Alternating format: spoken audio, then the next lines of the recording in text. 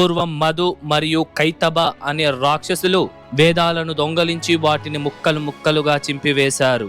అప్పుడు శ్రీ మహావిష్ణువు మత్స్యావతారాన్ని ధరించి ఆ రాక్షసులను సంహరించి చినిగిపోయి ఉన్న వేదాలను ఈ ప్రదేశంలో పరమేశ్వరుడికి ఇవ్వగా స్వామివారు వాటిని తిరిగి అతికించారు. చందనం, దేవతారు, కర్పగం, మందర మరియు పారిజాతం అనే 5 స్వర్గలోకపు వృక్షాలు రాక్షసుడికి భయపడి ఈ ప్రాంతంలో శివుణ్ణి పూజించాయి. ఈ ప్రదేశంలో పరమేశ్వరుడు శ్రీ మహావిష్ణువు కొరకు ఆనంద తాండవాన్ని ప్రదర్శించారు. ఈ ఆలయంలోని స్వయంభూ శివలింగాన్ని ఆదిపురీశ్వరర్గా, అమ్మవారిని వడివుడై అమ్మన్గా పూజిస్తారు.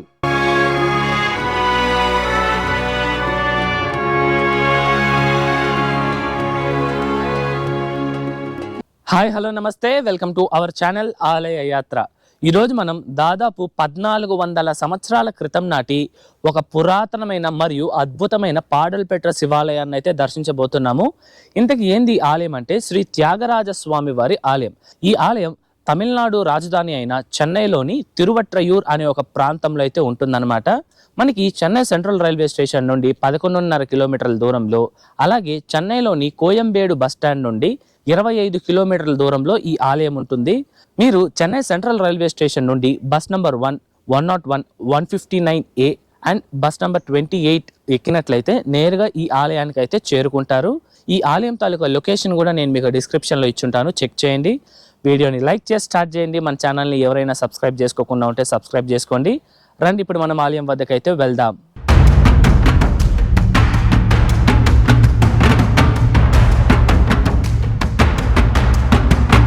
ముందుగా ఈ ఆలయం యొక్క టైమింగ్స్ విషయానికి వస్తే, ఈ ఆలయం ప్రతిరోజు ఉదయం 6 నుండి మధ్యాహ్నం 12:30 వరకు, తిరిగి సాయంత్రం 4 నుండి రాత్రి 8:30 వరకు భక్తులకి అందుబాటులో ఉంటుంది.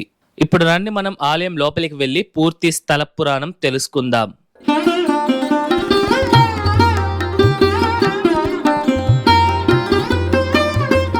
పూర్వం మధు మరియు కైతబ అనే 2 రాక్షసులు బ్రహ్మదేవుని దగ్గర ఉన్న వేదాలను దొంగలించి వాటిని ముక్కలు ముక్కలుగా చింపి సముద్ర గర్భంలో దాచిపెట్టారు.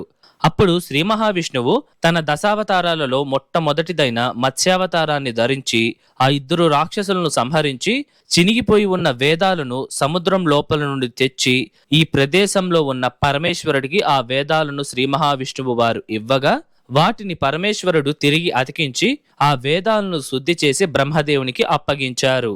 ఈ ఆలయానికి ఒక ఆసక్తికరమైన మరొక పురాణం కూడా ఉంది. అదేంటంటే, పూర్వం చందనం, దేవతారు, కర్పగం, మందర మరియు పారిజాతం అనే 5 స్వర్గలోకపు వృక్షాలు ఉండేవి. ఇవి రాక్షసులు నిరంతరం సృష్టించే ఇబ్బందులను తట్టుకోలేక దుఃఖం మరియు నిరాశతో బాధపడుతూ ఉంటారు.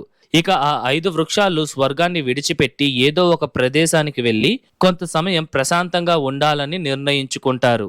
వాళ్ళు ఇలా ఆలోచిస్తూ ఉండంగానే కొంతమంది మహర్షులు ఈ తిరువట్రయూర్ ప్రదేశం యొక్క మహిమల గురించి మాట్లాడుతూ ఉండేది ఆ వృక్షాలు విని ఈ యొక్క ప్రాంతానికి వచ్చి ప్రశాంతత కోసం పరమేశ్వరుణ్ణి ప్రార్థించారు.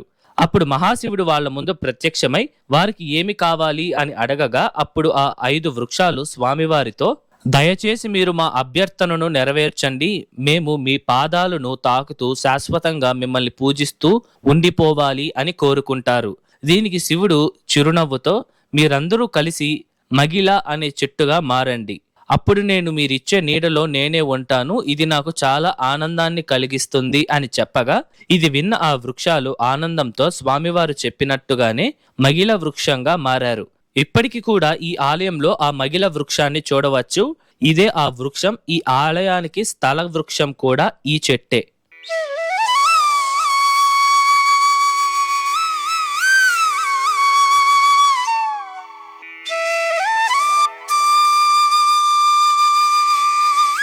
అరవై 63 మంది శైవ నాయనార్లలో మొట్టమొదటి వారైన సుందరర్ నాయనార్ తమిళనాడులోని తిరునావలూర్ అనే ప్రదేశంలో ఒక ఆలయ పూజారి కుటుంబంలో జన్మించారు.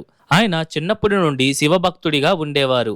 ఈయన కొంత యుక్త వయసు వచ్చిన తరువాత అతని కుటుంబ సభ్యులు సుందరర్ వారికి వివాహం చేయాలి అని నిర్ణయించుకొని ఒక అమ్మాయిని చూస్తారు. అప్పుడు సుందరర్ వారికి ఆ అమ్మాయి నచ్చుతుంది, ఆ అమ్మాయికి కూడా సుందరర్ వారు నచ్చుతారనమాట. ఇక వివాహానికి అంతా ఏర్పాట్లు చేస్తారు. కరెక్ట్ గా వివాహానికి ముందు రోజున ఒక వృద్ధుడు తిరునావలూరుని ఆ సమయంలో పరిపాలించే రాజు వద్దకు వెళ్ళి, సుందరర్ నాకు తన జీవితాంతమంతా సేవ చేస్తాను అని పత్రాన్ని రాసిచ్చారు, ఇదే ఆ పత్రం అని ఆ రాజుకి ఇచ్చారు. అప్పుడు ఆ రాజు సుందరర్ వారిని పిలిపించి ఆ పత్రాన్ని ఆయనకు చూపించి, నువ్వు ఆయనకి జీవితాంతం సేవ చేస్తాను అని పత్రం మీద రాసిచ్చావు, ఆ వృద్ధునిని నువ్వే చూసుకోవాలి అని ఆ రాజు చెప్పగా, అప్పుడు సుందరర్ వారు, నేను జీవితాంతం సేవ చేస్తాను అని ఎవరికీ పత్రాన్ని రాసివ్వలేదు, ఈ పెద్దాయన ఎవరో పిచ్చివాడు అని చెప్పారు. అప్పుడు ఆ రాజు ఆ పత్రాన్ని పూర్తిగా చూసి చదివి అనేక మందితో మాట్లాడిన తరువాత సుందరర్ వారిని పిలిపించి, నువ్వు నీ జీవితమంతా ఆ వృద్ధుడితోనే ఉండాలి అని చెప్పి తీర్పుని ఇచ్చారు. ఈ తీర్పుకు ఎంతో సంతోషించిన ఆ వృద్ధ బ్రాహ్మణుడు సుందరర్ వారిని తనతో పాటుగా తన ఇంటికి తీసుకుని వెళ్లారు. ఇక చేసేదేమీ లేక ఆ వివాహాన్ని ఆపేసి మనసు నిండా బాధ మరియు బరువైన హృదయంతో సుందరర్ వారు ఆ వృద్ధుడితో పాటు వెళ్లారు. అప్పుడు ఆ వృద్ధుడు సుందరర్ వారితో, నువ్వు నన్ను తిరువెన్నై నల్లూరులో ఉన్న శ్రీ కృపాపురీశ్వరర్ ఆలయానికి తీసుకొని వెళ్ళు అని చెప్పగా, ఆయన ఆ వృద్ధుణ్ణి ఈ ఆలయానికి తీసుకొని వెళ్ళగా, అప్పుడు ఆ వృద్ధుడు ఒక కాంతి రూపంలోకి మారారు. ఇది చూసి ఆశ్చర్యపోయిన సుందరర్ వారికి మహాశివుడు తన నిజ రూపాన్ని చూపించి, ఇంతకు ముందు వృద్ధుడి రూపంలో ఉన్నప్పుడు నువ్వు పిచ్చివాడు అనింది నన్నే అని చెప్పగా, సుందరర్ వారు స్వామివారికి క్షమాపణ చెప్పారు. అప్పుడు స్వామివారు సుందరర్ వారిని పద్యాలు పాడమని కోరగా, ఆయన కూడా అద్భుతమైన పద్యాలను స్వామి కోసం పాడారు. తర్వాత పరమేశ్వరుడు సుందరర్ వారిని ఆశీర్వదించి ఆ ప్రదేశం నుండి అదృశ్యమయ్యారు. ఈ సంఘటన తరువాత సుందరర్ తిరువారూరుకు వెళ్లారు. అక్కడే పరువై నాచ్యార్ అనే గొప్ప శివభక్తురాలుని వివాహం చేసుకున్నారు. ఇలా వివాహమైన కొంతకాలం తరువాత సుందరర్ తన భార్య అయిన పరవై నాచ్యార్ వారి అంగీకారం తరువాత పూర్తిగా తీర్థయాత్రలకు బయలుదేరారు. అలా అనేక శివాలయాలను ఆయన దర్శించుకొని ఈ తిరువట్రియూర్ ఆలయానికి వచ్చారు. ఆ సమయంలో ఈ ప్రాంతంలో నివసిస్తున్న సంగిలీ నాచ్యార్ అనే ఆమెను చూసి ఆయన ప్రేమలో పడి సుందరర్ నాయన ఆమెను ఈ ఆలయ స్థల వృక్షమైన మగిల చెట్టు దగ్గర మహాశివుణ్ణి సాక్షిగా పెట్టి తను మళ్ళీ తిరువారూరులో ఉన్న తన మొదటి భార్య వద్దకు వెళ్ళను అని చెప్పి సంగిలీ నాచ్యార్ వారిని ఇక్కడే వివాహం చేసుకున్నారు. కానీ కొంతకాలానికే తను ఇచ్చిన మాటను ఉల్లంఘించి తన మొదటి భార్య అయిన పరువై నాచ్యార్ వద్దకు వెళ్ళడానికి నిర్ణయించుకొని బయలుదేరారు. వెంటనే ఆయనకి తన 2 కంటి చూపులను కోల్పోయారు. ఇక సరే అని శివాలయాల్ని దర్శించుకుంటూ స్వామివారిని కీర్తించుకుంటూ కళ్ళు కనబడకపోయినా అనేక ఆలయాలను దర్శించుకొని ఆఖరిగా కాంచీపురంలో ఉన్న ఏకాంబర్నాథర్ ఆలయంలోని మహాశివుణ్ణి పూజించి తన కుడి కంటి చూపును తిరిగి పొందారు. అక్కడి నుండి మళ్ళీ తిరువారూరుకి చేరుకోగా ఆయన ఎడమ కంటి చూపు కూడా తిరిగి వచ్చింది. అప్పుడు సుందరర్ పరవై నాచ్యార్ వారిని కలిసి సంగిలీ నాచ్యార్తో ఆయనకి జరిగిన వివాహం గురించి తెలియచేశారు. ఆ మాట విన్న పరవై నాచ్యార్ చాలా బాధపడ్డారు. తర్వాత పరమేశ్వరుడు వచ్చి ఆమెకు సర్ది చెప్పారు. ఇక సుందరర్ నాయనర్ తన మిగతా జీవితమంతా పరమేశ్వరుణ్ణి పూజిస్తూ అలాగే ఆయనని కీర్తిస్తూ గడిపారు. ఈ ఆలయంలోని పరమేశ్వరుణ్ణి వాసుకి సర్పం, చంద్రుడు, నందీశ్వరుడు, దేవతల రాజైన ఇంద్రుడు మరియు 27 నక్షత్రాలు పూజించాయి.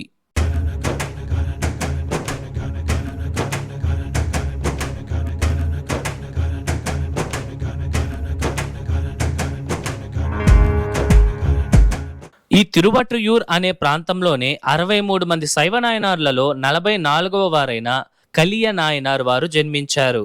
ఈయన పుట్టుకతోనే ధనవంతుడిగా జన్మించారు. చిన్నప్పటి నుండి ఈయన కూడా గొప్ప శివభక్తుడు మరియు ప్రతిరోజు స్వామివారికి నూనెతో దీపం పెట్టే అలవాటు ఈయనకు ఉండేదన్నమాట.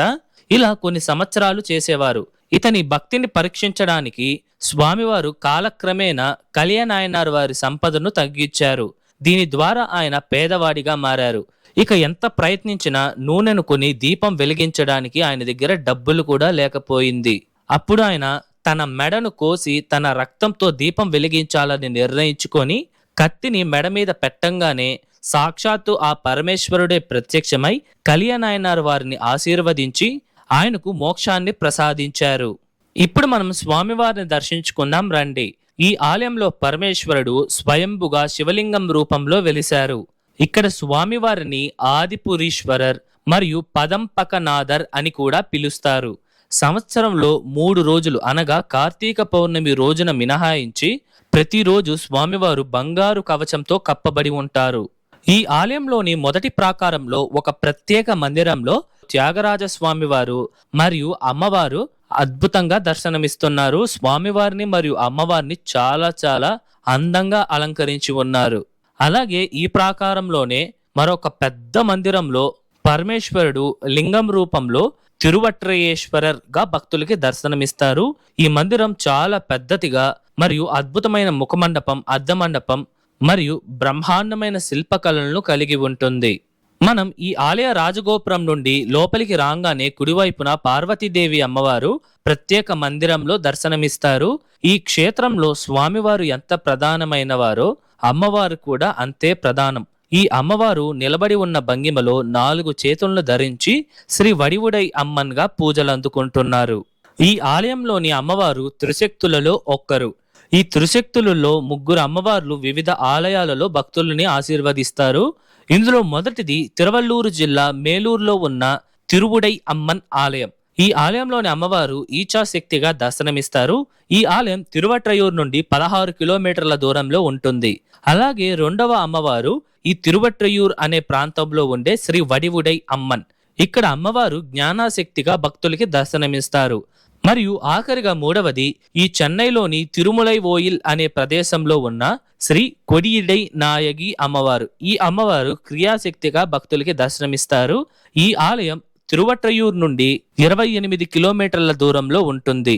ఈ 3 అమ్మవార్లను శుక్రవారం వచ్చే పౌర్ణమి రోజున నేను చెప్పిన ప్రక్రియ ప్రకారం ఒక అమ్మవారిని ఉదయం, మరొక అమ్మవారిని మధ్యాహ్నం మరియు ఇంకొక అమ్మవారిని సాయంత్రం పూజించడం వలన మనం కోరుకునే కోరికలు నెరవేరుతాయి మరియు అపారమైన జ్ఞానం కూడా కలుగుతుంది. ఈ 3 ఆలయాల యొక్క లొకేషన్స్ నేను డిస్క్రిప్షన్ లో ఇచ్చాను, తప్పకుండా చెక్ చేయండి. ఇక్కడ ఉన్న పరమేశ్వరుణ్ణి 63 మంది శైవ నాయనార్లలో 3 అప్పర్, సుందరర్ మరియు తిరుజ్ఞాన సంబంధర్ తన పద్యాలతో స్వామివారిని కీర్తించి తెవ్వారంలో లిఖించడం ద్వారా మహాశివుని అతి పవిత్రమైన మరియు శక్తివంతమైన 276 పాడల్పెట్ర స్థలాలలో ఈ ఆలయం కూడా ఒకటిగా నిలిచింది. ఇదివరకే మన ఛానల్లో దాదాపు 27 పాడల్పెట్ర స్థలాలను అయితే దర్శించడం జరిగింది. ఆ వీడియోస్ ఎవరైనా చూడకపోయింటే మన ఛానల్ ప్లేలిస్ట్ లో ఉంటుంది, చెక్ చేయండి. ఈ ఆలయంలోని మరొక పురాణం ప్రకారం పూర్వం ఒకసారి పరమేశ్వరుడు శ్రీ మహావిష్ణువు వారి కొరకు ఈ ప్రదేశంలో ఆనంద తాండవాన్ని ప్రదర్శించారు. దీనికి ఆధారంగా ఈ ఆలయంలో ప్రత్యేక మందిరంలో నటరాజస్వామి వారు దర్శనమిస్తారు. ఇదేనండి ఈ ఆలయ కోనేరు. దీనిని బ్రహ్మతీర్థం మరియు నంది తీర్థం అని పిలుస్తారు.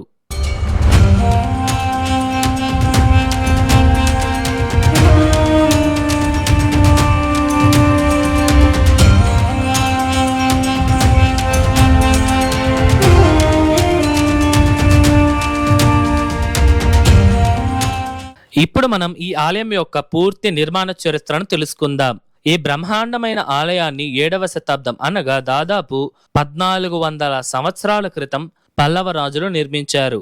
తరువాత 11వ శతాబ్దం అనగా 1014 నుండి 1044 సంవత్సరాల కాలంలో చోళరాజైన రాజేంద్ర చోళ ఈ ఆలయాన్ని పునర్నిర్మించారు. ఈ ఆలయం మొదట్లోనే 5 అంతస్తుల బ్రహ్మాండమైన రాజగోపురం ఉంటుంది. వీటిపైన శిల్పుల యొక్క శిల్పకళా నైపుణ్యతను చాటి చెప్పే అందమైన శిల్పాలను మనం చూడవచ్చు. మనం లోపలికి రాగానే కుడివైపున వడివుడై అమ్మన్ మందిరం ఉంటుంది. అమ్మవారి మందిరానికి నేరుగా ధ్వజస్తంభం, బలిపీఠం మరియు అమ్మవారి వాహనమైన సింహాన్ని ఒక 4 స్తంభాల మండపం లోపల మనం చూడవచ్చు. ఈ అమ్మవారి ధ్వజస్తంభానికి నేరుగానే స్వామివారి మందిరానికి సంబంధితమైన ధ్వజస్తంభాన్ని కూడా మనం చూడవచ్చు. ఇక్కడ నుండి నేరుగా వెళ్ళి రైట్ తిరిగితే కొంచెం స్ట్రైట్ వెళ్ళంగానే త్యాగరాజ స్వామి వారి మందిరం వస్తుంది. ఈ మందిరంలోని ముఖమండపంలో అద్భుతమైన శిల్పాలను మనం చూడవచ్చు. దీనిని విజయనగర రాజులు నిర్మించారు. ఇక్కడ మీరు చూడవచ్చు, ఒక రాజు తన గుర్రంపై స్వారీ చేస్తూ ఎంతో గంభీరంగా ఉన్నారు. ఈ శిల్పంలోని ప్రతి మైన్యూట్ డీటెయిలింగ్ మన శిల్పుల యొక్క క్రాఫ్ట్మెన్షిప్ ని తెలియజేస్తుంది. ఈ మండపం నుండి లోపలికి వెళ్ళంగానే ఈ ఆలయంలోని ప్రధానమైన శివలింగమైన ఆదిపురీశ్వర స్వామి వారిని దర్శించుకోవచ్చు. ఇది నవగ్రహాల యొక్క ప్రత్యేక మందిరం అండి. ఇది చూడడానికి ఒక రథం ఆకారంలో ఉంటుంది. ఈ మందిరం పక్కనే సుందరమూర్తి మండపం ఉందండి. లోపలికి వెళ్ళి చూస్తే ఎంతో అద్భుతమైన శిల్పాలను మనం చూడవచ్చు. ఈ మండపం లోపల మొత్తంగా 24 స్తంభాలు ఉన్నాయి. ఒక్కొక్క స్తంభం 15 అడుగుల పొడవు 3 అడుగుల వెడల్పుతో చాలా బ్రహ్మాండంగా ఉంటుంది. ఈ సుందరమూర్తి మండపంలోంచి మనం బయటికి రాగానే కుడివైపున 30 స్తంభాలతో కూడిన ఒక అద్భుతమైన మండపం ఉంది. దీనిని వసంత మండపం అని పిలుస్తారు. ఈ ఆలయం దాదాపు 1 నుండి 1.5 ఎకరాల విస్తీర్ణతలో ఉంటుంది. ఇంత బ్రహ్మాండమైన ఆలయాన్ని 14వ శతాబ్దంలో మాలిక్ కఫూర్ ఎక్కువ భాగాన్ని ధ్వంసం చేశారు. తర్వాత 15వ శతాబ్దంలో పరిపాలించిన విజయనగర రాజులు ఈ ఆలయాన్ని పూర్తిగా పునర్నిర్మించి చాలా అభివృద్ధి చేశారు. ఈ ఆలయంలో ప్రతి సంవత్సరం ఫిబ్రవరి, మార్చి నెలల్లో 9 రోజుల పాటు బ్రహ్మోత్సవాన్ని అంగరంగ వైభవంగా నిర్వహిస్తారు.